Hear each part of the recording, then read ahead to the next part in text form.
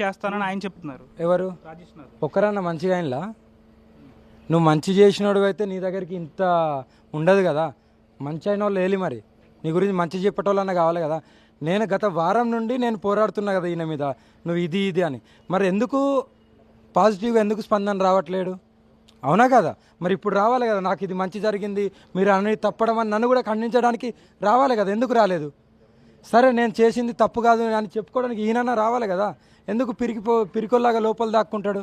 అంటే లోపలే ఉన్నారు అంటే వాళ్ళు లేరని చెప్తున్నారు. అలాగే చెప్తారు. ఇప్పుడు నేనున్నాను ఇంట్లో, మా ఇంటికి వస్తే నేను లేను అంటే, లేకుంటే అయితే పోను కదా. ఇంట్లోనే ఉంటారు, ఎటు పోరు. అంటే ఆయనకి మీరు ఏం చెప్దాం అనుకుంటున్నారు? ఏం మాట్లాడితే మీరు వెళ్తారు ఇక్కడి నుంచి? నేను ఏమంటున్నా, నేనైతే 100% చాలా స్ట్రాంగ్గా నేను చావడానికైనా నిన్ను చంపడానికి కూడా రెడీగా ఉన్నాను. ఆడపిల్లలు జోలికి వచ్చినా కాబట్టి నేను క్షమించేదే లేదు. ఫస్ట్ చట్టబద్ధంగా వెళ్తాను, తర్వాత నేను అటాక్ చేస్తాను. అంటే కొంతమంది వాళ్ళ శిష్యులు కూడా ఉన్నారు, వారితో మీరు మాట్లాడారా ఏమన్నా ఇప్పుడు? వాళ్ళు రాలు, వాడు ఏదైతే చెప్తారో వీళ్ళు అదే వింటారు. రాలు, అందరూ భయపడతారు.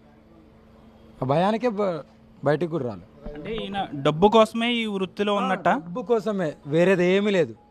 వాడి దగ్గర మహిమలు లేవు, మంత్రాలు లేవు. ఓన్లీ డబ్బు, స్త్రీలు, అంతే. అంటే గుజరాత్ హిమ్మత్ నగర్లో తన గురువు కూడా ఉన్నారు, ఆయన దగ్గరికి వెళ్ళి వస్తానని కూడా అంటున్నారు ఆయన. ఇప్పుడు నాకు గురువులు కేదార్నాథ్లో ఉన్నారు, అవునా? నేను కూడా కేదార్నాథ్ కాదు, దేశం అంతా తిరుగుతున్నా. ఈరోజు ఇక్కడున్నా, రేపు గుజరాత్లో ఉంటా, ఎల్లుండి ఢిల్లీలో ఉంటా, ఇంకా కాశీలో ఉంటా, ఎక్కడెక్కడో తిరుగుతున్నా. నేను కూడా చెప్తాను అక్కడ నా గురువు ఉన్నా, నేను కలిసి వస్తాను. కాదు కదా, గురువుకు వాల్యూ ఇవ్వాలి. ఏంటి, గురువు పేరు చెడగొట్టద్దు. మనం తప్పు చేయకుండా ఉండాలి కదా. నువ్వు సాధకుడివి, నీకు కామం ఎందుకు వస్తుంది? నువ్వు సాధకుడివి కదా. సాధన చేసినోడికి, త్యాగం చేసినోడికి కామంతో ఏం పని? ఆడపిల్లల శీలంతోనే ఏం పని అంటున్నా నేను చెప్పేది అర్థమవుతుందా? మీరు ఒక లైవ్లో కూడా మాట్లాడారు, లాడ్జ్లో తీసుకెళ్తాడు అమ్మాయిల్ని మబ్బు పెడుతున్నారు అవన్నీ. చాట్ ఉంది, ఆడపిల్ల బహిరంగంగా చెప్తుంది కదా. సిగ్గు విడిచి ఆడపిల్ల చెప్తుంది కదా. నేను చెప్తున్నా కాదు కదా, ఆడపిల్ల కదా చెప్తుంది. ఇలా పెట్టిండు, ఇలా రమ్మన్నాడు. గతంలో కూడా ఆడపిల్ల జోలికి వస్తే అంగంకి వస్తానన్నారు. ఆ నేపథ్యంలోనే మీరు ఇక్కడికి వచ్చారా? అంతే కదా. ఆడపిల్లలకి ఎక్కడైతే తప్పు జరుగుతుందో నేను కంపల్సరీ పోరాడతాను. నేను ఊరికే వదిలిపెట్టాను. వాళ్ళు ఏదో అనుకుంటున్నారు, ఇప్పుడు పోతుంది కావచ్చు అనుకుంటారేమో, కానీ నేను ఏ రకంగా చేయాలో ఆ రకంగా చేస్తా.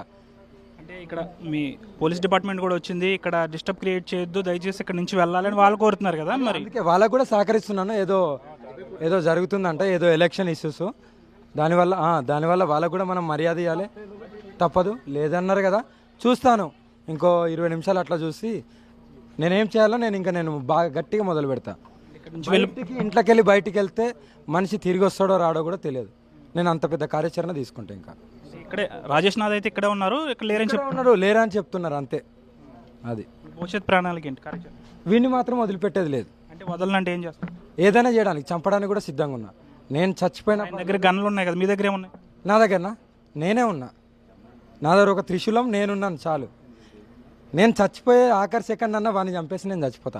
ఎందుకంటే ఒక ఆడపిల్ల అంటే చంపడం చావడం అనేది ఒక డిపార్ట్మెంట్ అనేది ఉంది కదా, వాళ్ళు చూసుకుంటారు కదా. అదేనా, ఫస్ట్ వీళ్ళకి చెప్తాను, కంప్లైంట్లు ఇస్తాను. ఒకవేళ చట్టబద్ధంగా కాలేదంటే నేను గట్టిగానే చేస్తాను. నేనే కోర్టులు ఉన్నాయి కదా మా శిక్ష వేయడానికి. కోర్టులు ఎక్కడ పనికిరావన్నా. ఎందుకంటే ఒకసారి కోర్టుకి వేస్తే మళ్ళీ జైలు అంటారు. జైలు అనేది ఒక సేఫెస్ట్ ప్లేస్, చాలా సేఫ్ జైలు అనేది.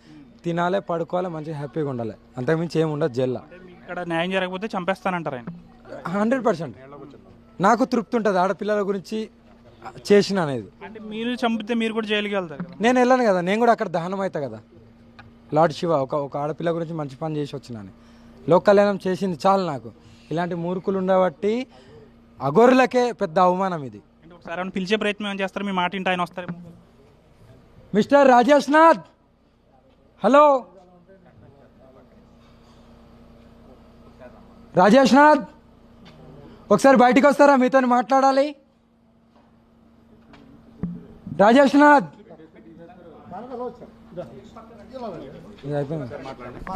ఏదేమైనప్పటికీ కూడా రాజేష్ నాథ్ అనే ఒక వ్యక్తి ఎవరైతే ఉన్నారో అఘోరి తన నివాసం వద్ద అయితే మనం పలు ప్రధాన ఆరోపణలు అయితే ఆమె చేస్తున్నారు. మహిళల శీలాలతో ఆయన ఆడుకున్నాడు, ఆడపిల్లకి అన్యాయం జరిగితే నేను ముందు నుంచి చెప్తూనే ఉన్నాను వారి అంగంకి వస్తానని. ఈ నేపథ్యంలో చాలామంది మహిళా బాధితులు నన్ను సంప్రదిస్తున్నారు. అయితే ఇక్కడ ఆయన ఉన్నాడు అని నాకు తెలుసు, కానీ ఆయన బయటికి రావడం లేదు. ఆయనకి ఒక హెచ్చరిక లాంటిది నేను జారీ చేయడానికి ఇక్కడికి వచ్చాను. అయినప్పటికీ కూడా ఆయన ఇక్కడ ఉన్నా కూడా లేడు అని ఒక మాట చెప్పి తప్పించుకుంటున్నాడు. కాబట్టి ఆయన నాకు దొరికితే మాత్రం వదలను, చంపేయడానికి కూడా వెనకాడంటూ కూడా ఏదైతే గురునిలయం ఏదైతే ఉందో రాజేష్ నాథ్ అఘోరికి సంబంధించిన నివాసం, అక్కడికి ఈమె వచ్చి ఒక వార్నింగ్ కూడా ఇచ్చింది. అయితే చూడాలి ఏం జరుగుతుంది అనేది. ఒకవేళ ఆయన ఇక్కడ లేరు అంటున్నారు కాబట్టి ఈమె వెళ్తుందా, లేకపోతే ఇక్కడే ఆమె పోరాటం చేస్తుందా, లేకపోతే మరొకసారి వస్తుందా అనేది అయితే ఆమె చెప్పాల్సి ఉంది. ప్రస్తుతానికైతే రాజేష్ నాథ్ నివాసం వద్ద ఆమె అయితే హల్చల్ చేస్తుంది. విడుదల శేఖర్తో మన అటు పశ్చిమ గోదావరి నుంచి. అందరికీ నమస్కారం.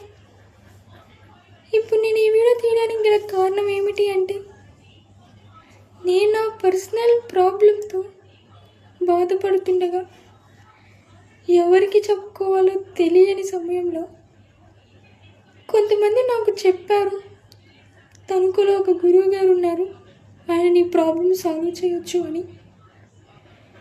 ఆ విషయం విన్నప్పుడు నేను ఎంతో ఆనందపడి నా బాధ సాల్వ్ అయిపోద్ది అనుకుని నేను తణుకు వెళ్ళి ఆయన్ని కలవడం జరిగింది. సో వెళ్ళాను, నా పర్సనల్ ప్రాబ్లం చెప్పుకున్నాను. నేను ఎంతో బాధపడుతూ ఏడుస్తూ చెప్పుకున్నాను. నేను ఏడుస్తుంటే ఆయన అన్నారు, అరే నాన్న ఏడవకరి, నీ ప్రాబ్లం సాల్వ్ అయిపోద్ది, నేనున్నా కదా, నేను సాల్వ్ చేస్తా అన్నారు. ఎంతో ఆనందపడ్డాను ఆయన అన్న ఆ మాటకి. నేను ఇంకా నెంబర్ ఇచ్చేసి వచ్చేసాను. నేను వచ్చిన 2 డేస్కి ఆయన దగ్గర నుంచి నాకు మెసేజ్ వచ్చింది, ఏరా తల్లి ఎలా ఉన్నావు, ఏం చేస్తున్నావు, తిన్నావా అని. చాలా సంతోషపడ్డాను ఆయన పెట్టిన మెసేజ్కి.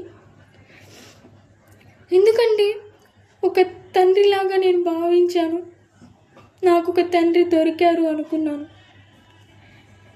అలాగా కొన్నాళ్ళు గడవగా ఆయన మాటల్లో ప్రవర్తనలో చాలా మార్పులు వచ్చాయి. ఆ మార్పులకి నేను చాలా బాధపడ్డాను. నా గుండెకి ముళ్ళు గుచ్చుకున్నంత బాధపడ్డాను. నేను ఏడ్చుకున్నాను. ఎందుకంటే నేను ఎవరితో కన్న తల్లిదండ్రులతో చెప్పుకోలేని పర్సనల్ ప్రాబ్లమ్స్ ఆయనతో నేను షేర్ చేసుకున్నాను. సో ఒక తండ్రి స్థానంలో నేను చూశాను ఆయన్ని. ఆయన నన్ను ఏ స్థానంలో చూసారో మీకే వదిలేస్తాను, మీ ఆలోచనకే. మీరు ఆలోచించాలి కూడా నన్ను ఎలా చూసారని. నేను ఇప్పుడు ఎందుకు ఈ విషయం చెప్తున్నాను అంటే, అఘోరి అమ్మ యూట్యూబ్లో చూశాను, ఆ రాజేష్ నాథ్ గురించి అమ్మ పెట్టిన వీడియోస్ చూశాను. ఆ వీడియోస్ చూశాక నాకు ధైర్యం వచ్చి నేను అమ్మని సంప్రదించడం జరిగింది. అమ్మ దగ్గరికి వెళ్ళి, అమ్మ నేను తణుకు ఆ రాజేష్ నాథ్ని కలిశానమ్మా, నా పర్సనల్ ప్రాబ్లం ఇలా చెప్పుకున్నాను, తీరుస్తా అన్నాడు. ఆయన సాల్వ్ చేసేది కాకుండా ఆయనే నాకు పెద్ద ప్రాబ్లం లాగా తలకి చుట్టుకున్నాడమ్మా అని ఎంతో బాధపడుతూ అమ్మకి చెప్పుకున్నాను.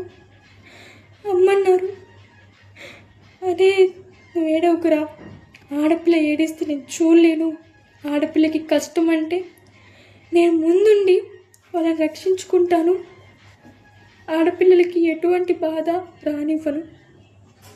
నాన్న నువ్వు ఏదైతే బాధపడ్డావో, ఏదైతే చూసావో అవన్నీ ఒక వీడియో తీసి పెట్టరా అన్నారు.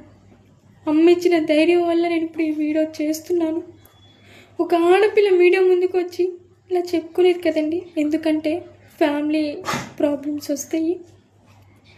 సో నేను చెప్పేదల్లో ఒకటేనండి, అఘోరి అమ్మ ఆడపిల్లకి ప్రాబ్లం వస్తే అది ఎలాంటి ప్రాబ్లం అయినా కానీ ముందుండి పోరాడతారు, ఆడపిల్లని రక్షించుకుంటారు అనే నమ్మకం నాకుంది.